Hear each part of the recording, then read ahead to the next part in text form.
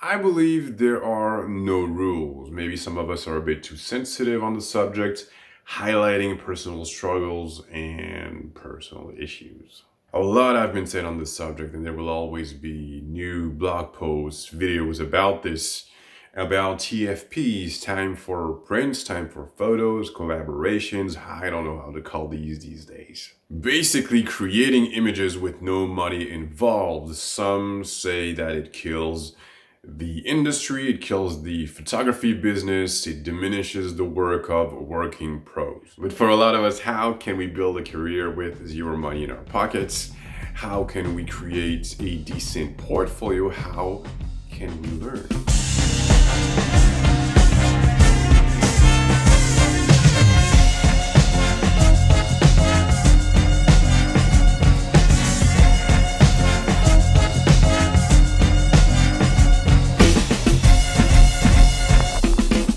If you're shooting people, you don't really have a choice. You have basically two options. The best one is to actually hire a professional model. You will learn fast, you will gain experience, you will have beautiful, decent pictures for your portfolio.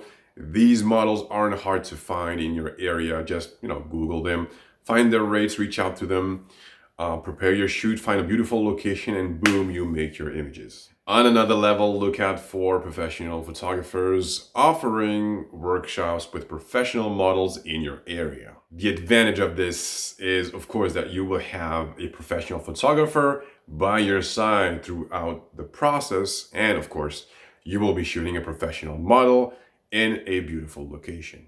And then there is the poor man's process method. If you don't have any money at all, well, you have to ask your friends and your family to pose for you. Of course, if your friends are experienced models, well, good for you. Back in the days, I didn't have any money, so that's basically what I did. For 2 years, 2 long years, I had people in front of my lens that had barely any experience in modeling and posing.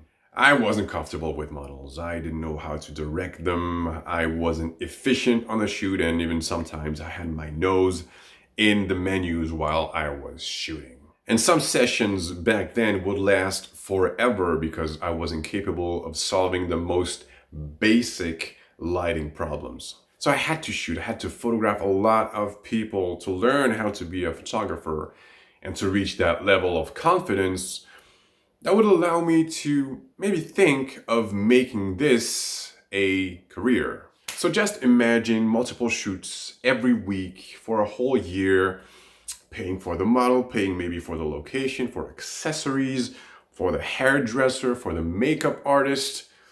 That was impossible for me at the time.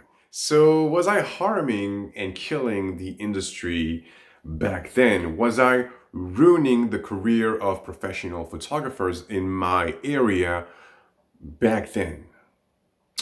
I don't think so. My work at the time was bad, to say the least, and compared to the work of all the pro photographers around me, I was light years away of producing the same level of quality. And that's why I was cheap and free. If you chose to call me instead of hiring a professional photographer, you knew that you might not get what you want and maybe get horrible results. So for me, it's really simple and straightforward. You are responsible for your own failures. People don't want to pay you or think that your prices are too high. These clients are not for you. Your work might not be the problem. Maybe it's the way you sell it. If the person in front of you doesn't understand what you can do for them, the problems that you can solve for them, the expertise that you bring, and the fact that your images can bring value to their projects, then maybe that's where you failed. Plus, if you feel threatened by an amateur photographer, someone who is starting out, who is making images, creating with no money, no production, no budget, nothing, then maybe you have to ask yourself a few questions about the quality of your work. Now, 8 years later, do I still do TFPs and collaborations? Yes, I do, and for various reasons. One, to test ideas and new techniques, things that I cannot do during paid shoots and that once mastered, I will be able to propose on future projects. Usually, I put these in between two contracts. So this is why we improvise a lot. We have little to no time to make these, and that's how I get access to beautiful locations without paying anything. Number two, my YouTube channel. I've experienced this in the past. Sometimes I don't have the authorizations to post some of the BTS footage videos that I've shot. So when I need specific things for my YouTube channel, I might organize a TFP shoot. And reason number three, for fun. Yeah, you gotta have fun. If you're a model and if you're watching this video, you might tell yourself, okay, cool, I'm gonna contact him and ask for a TFP. Don't do that. It won't work unless you have a crazy, super original idea, something that really is missing in my portfolio. And on top of that, if you're extremely talented, if you wanna make images with me, you gotta hire me. I'm not looking anymore. I've met so many incredible, talented artists, dancers, athletes, circus performers throughout the years that now some of them have become friends. I said it earlier in this video, if you want to create images for whatever reasons with no money, well, you have to ask your friends and family. I'm not starting anymore, but for the reasons mentioned a little bit earlier, this is why you will see from time to time posing for me professional dancers and athletes. And another important thing as a photographer, stop complaining about models not willing to pay for your photos. Welcome to 2020. Welcome to the world of Instagram, Facebook, and